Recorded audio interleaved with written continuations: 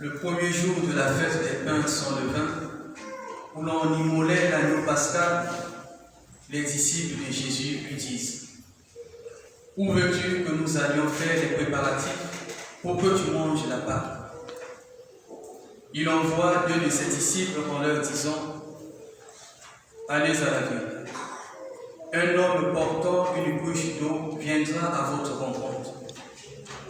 Suivez-le, et là où il entrera, dit au propriétaire: le maître te fait dire, où est la salle où je pourrais manger la Pâque avec mes disciples? Il vous indiquera à l'étage une grande pièce aménagée et prête pour un repas. Faites ici pour nous les préparatifs.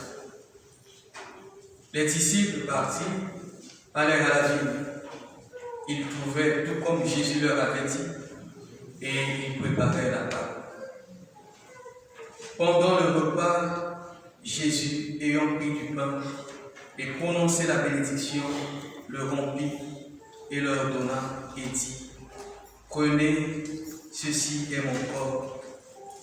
Puis, ayant pris une coupe et ayant rendu grâce, il la leur donna, et ils en burent tous.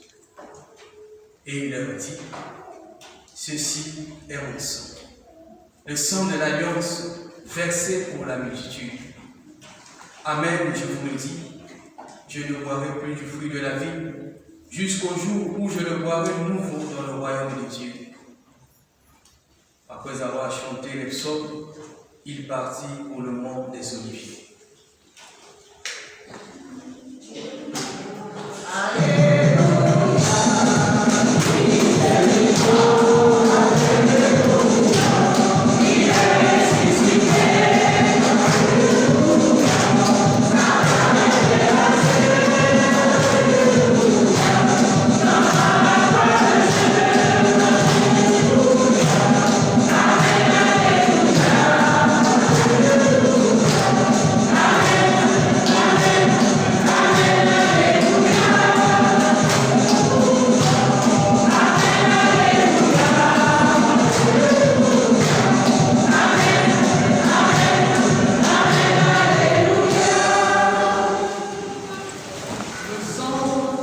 C'est ce liquide organique qui coule en nous et qui nous fait vivre, comme un peu de carburant dans la voiture. En cas de blessure et de saignement prolongé, il y a ce que les médecins appellent l'hémorragie, qui peut conduire aussi à la mort. Mais que nous dit la parole de Dieu à propos de notre sang? Eh bien, dans le livre de Lévitique, le chapitre 17, verset 11, il nous est dit: l'âme de la chair est dans le sang. C'est-à-dire que le principe vital de l'être humain est dans le sang. Et partant de cette considération, la parole de Dieu va interdire de verser le sang en disant: tu ne tueras point. Exode 23. Ou encore, si quelqu'un verse le sang de l'homme par l'homme, son sang sera versé, car Dieu a fait l'homme à son image. Genèse 6. Genèse 9, le verset 4. La parole de Dieu va avancer dans la considération du sang en interdisant d'en faire un aliment. Il ne faut pas consommer du sang. Genèse 9, 4. Seulement, vous ne mangerez point de chair avec son âme, avec son sang. Et cette interdiction pointe les péchés de crime rituel, où l'on entend dans certains coins du monde qu'on a tué une personne, on a enlevé les organes, crime rituel, ou encore le vampirisme ou la sorcellerie, dans ces domaines où on a besoin du sang pour renforcer le pouvoir. Tandis que tu ne tueras point vise tout ce qui concerne les massacres, l'avortement aussi. Et puisque l'âme est dans le sang, il a donc le sang a une certaine sacralité. Il fait vivre, il participe à l'engendrement entre parents et enfants. Lorsque votre enfant souffre, vous souffrez parce que lui, c'est votre sang. Le sang qui coule en lui, c'est bien le vôtre. et ce qui permet de partager, de ressentir ses souffrances. Le sang, c'est ce qui renforce aussi les liens de famille, le principe de la fondation de famille. Le sang va faire en sorte que vous ayez le même héritage. Donc, malgré les conflits de famille, même si vous vous séparez, quelque chose va vous maintenir unis. Il y a un lien qui est là, qui est le lien du sang. Amen. Ça, c'est la force de notre sang. Mais aujourd'hui, la parole de Dieu nous parle d'autre chose, de plus puissant, de plus merveilleux. Et c'est là le sang du Christ. Toujours d'actualité, le sang qui mérite adoration et invocation. Amen. Mais avant d'en arriver à la puissance du sang du Christ, objet de notre méditation, regardons bien, la parole de Dieu commence par nous parler du sang des animaux. Pourquoi? Parce que dans l'Ancien Testament, l'accès au culte, à la prière, comme aujourd'hui, venir à l'église, venir au temple, était réglementé. On allait à la rencontre du Seigneur ou on se joignait à l'assemblée de prière en étant pur. Quand on était impur, on n'allait pas à la rencontre du Seigneur. C'est un peu ce que nous disons aujourd'hui, que pour communier, il faut être en état de grâce. Mais pourquoi? Parce que Dieu est saint. Et ceux qui veulent l'approcher, ceux qui veulent s'approcher de lui, doivent se sanctifier au risque d'être frappés de mort. C'était ça dans l'Ancien Testament. Et vous pouvez le vérifier dans Nombre 19. Et qu'est-ce qui rendait l'homme impur? On va dire c'est le péché. Mais il y avait aussi certaines situations de la vie. Même certaines maladies aussi rendaient impur. Par exemple, toucher un cadavre, ça vous rendait impur. Toucher un animal mort, ça vous rendait impur. Toucher un cercueil, ça rendait impur. Avoir de la lèvre, ça rendait impur. Être en période d'indisponibilité, c'était aussi considéré comme une impureté. Et donc toute personne qui se retrouvait dans l'une de ces situations était considérée comme une impure et était interdit d'avoir accès au culte. Et pour se rendre pur, pour retrouver sa liberté d'adorer le Seigneur, on procédait à un rite de purification avec sacrifice d'animaux. On sacrifiait une vache, on prenait son sang, on aspergeait sur le tabernacle, on brûlait l'animal, on récupérait les cendres. Et à chaque cas d'impureté, on prenait un peu de sang, mélangeait avec de l'eau, et on aspergeait sur celui qui était impur. Et à la fin, on le déclarait désormais pur. Et il pouvait librement rejoindre l'assemblée de prière, librement fréquenter les lieux de culte. Mais ce n'était en réalité qu'une pureté extérieure. Exemple, si vous prenez un verre, vous le lavez à l'extérieur, en négligeant l'intérieur, et il sera toujours sale. C'était donc une pureté extérieure. On nettoyait pour avoir juste accès au rite. Mais le péché de l'homme était toujours là, au fond de son cœur. Rien ne changeait à l'intérieur de l'homme. Ce rituel d'aspersion du sang, des cendres, ne changeait pas la situation spirituelle de l'homme. Le péché était toujours là. Et la conscience de l'homme parlait en disant, tu es pécheur, tu es coupable. Et l'homme ployait à ce moment-là sous le poids de la culpabilité et de la condamnation. C'est un peu l'exemple de ce que nous avons eu au début de cette célébration. J'ai fait l'aspersion. Est-ce qu'on pensait que c'est cette peau-là qui va purifier, enlever les péchés? Si hier tu as volé, tu ne te réponds pas, tu ne te convertis pas, je peux asperger 5 litres sur toi. Ce n'est pas ça qui va changer ta situation intérieure. Ta conscience, s'il n'y a pas eu repentance, s'il n'y a pas eu conversion, ta conscience va te dire, tu es pécheur, tu es impur, tu es injuste. Blanc, blanc que neige, blanc, blanc que neige, lavez-moi le sang de l'amour, je suis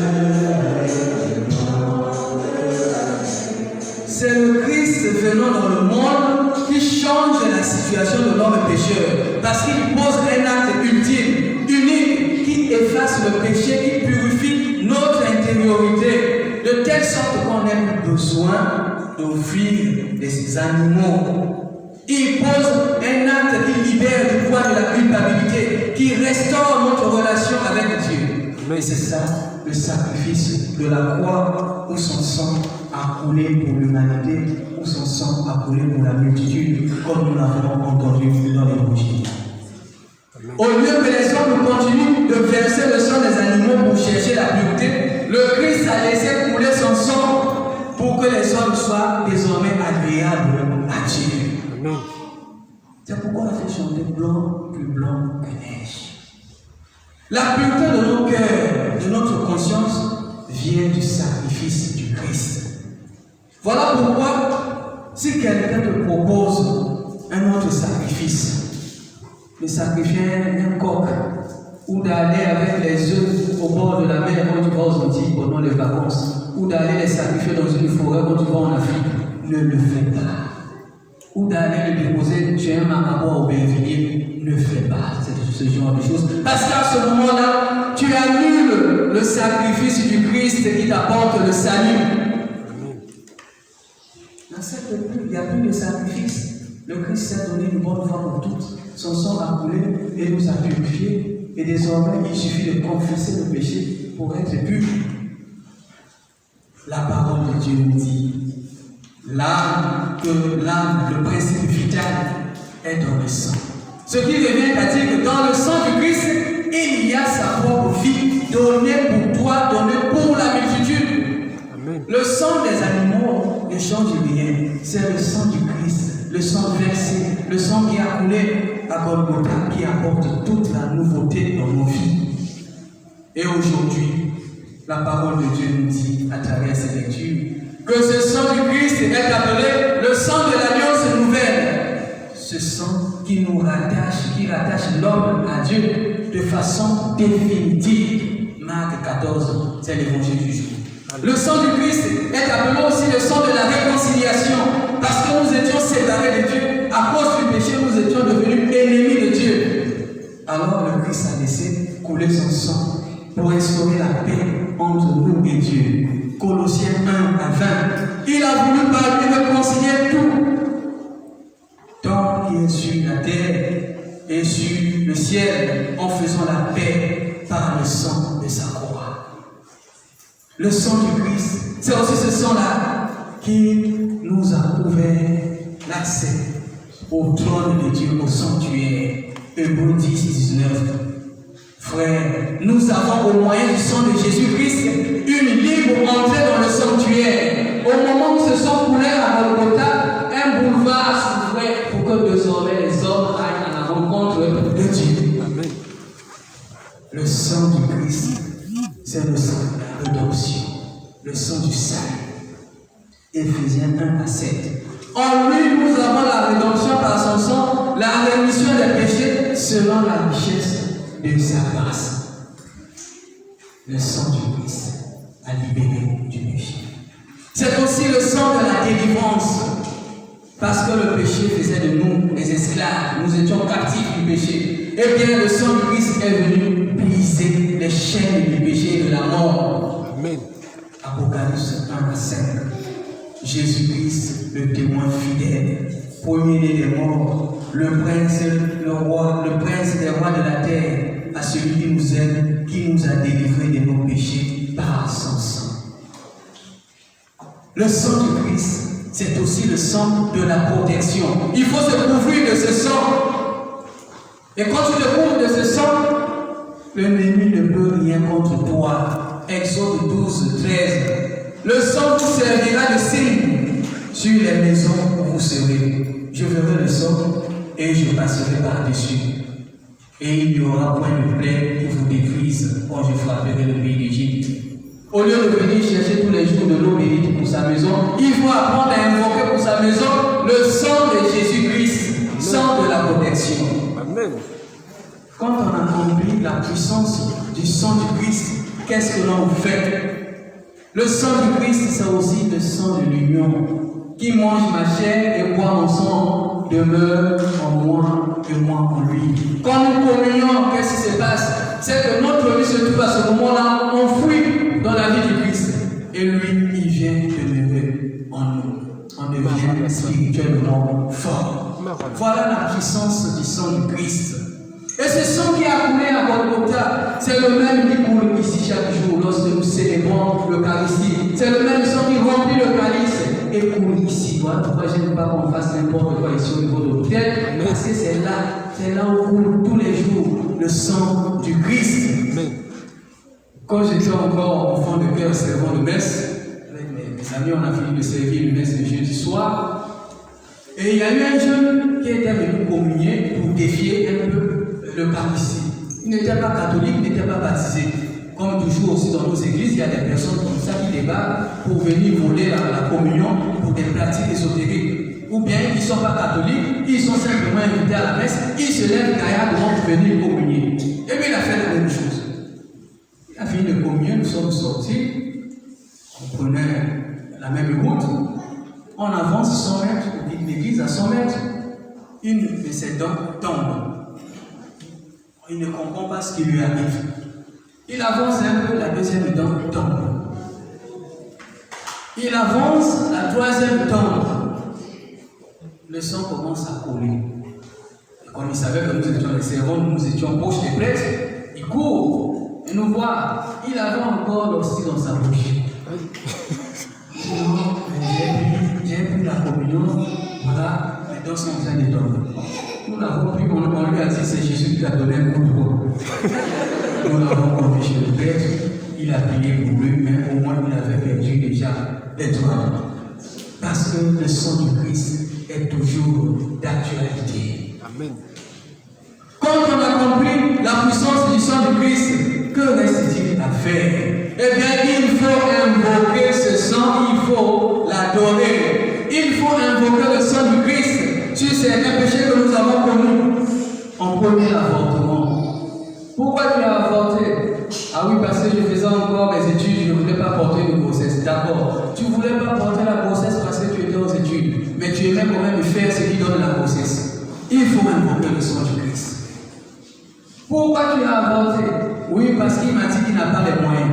Ah, tu n'avais pas les moyens de prendre en charge une femme enceinte, mais tu aimais quand même faire ce qui donne la grossesse. Tu es aussi irresponsable et coupable. Et j'aime bien ce chant. Tout le monde est coupable, peu importe ce qu'il dit. On est tous coupables, hommes et femmes irresponsables. Et donc il faut invoquer le sang du Christ pour les avortements, afin d'être purifiés. Amen. Les crimes. Il faut invoquer le sang du Christ sur les crimes.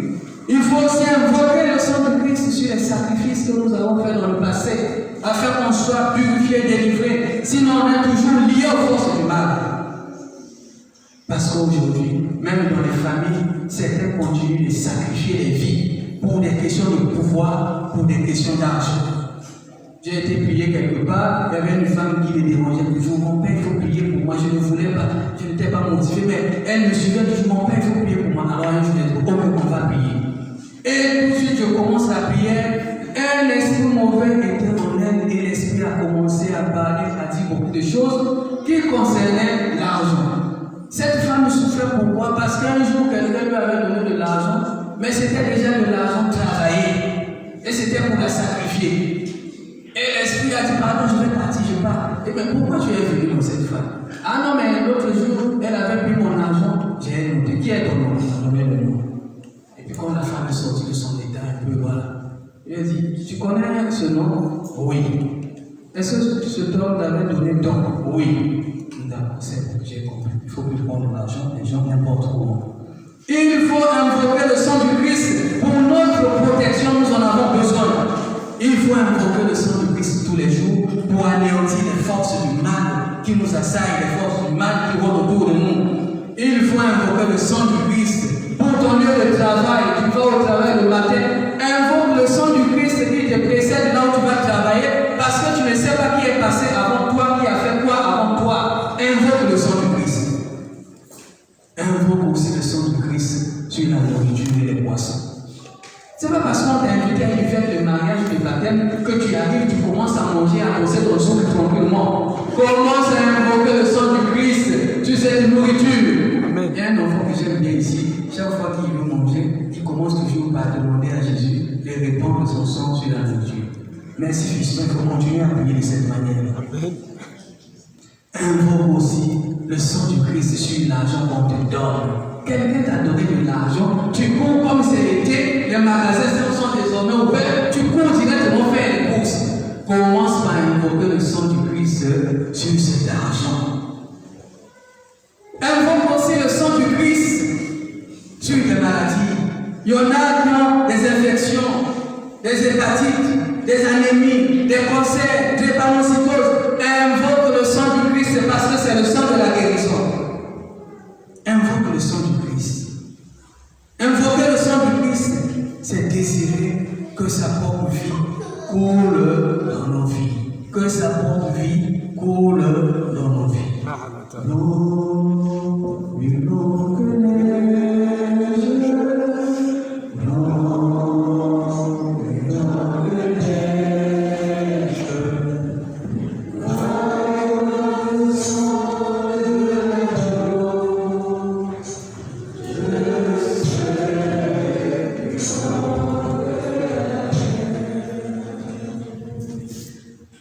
Jésus par son sang précieux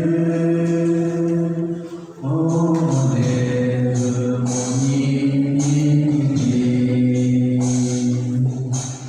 Regarde-moi du haut des cieux, dis-moi que tu m'as pardonné. J'ai encore une mais j'entends ta voix qui m'appelle. Oh, Dieu, moi maintenant, tout mon Dieu, si je le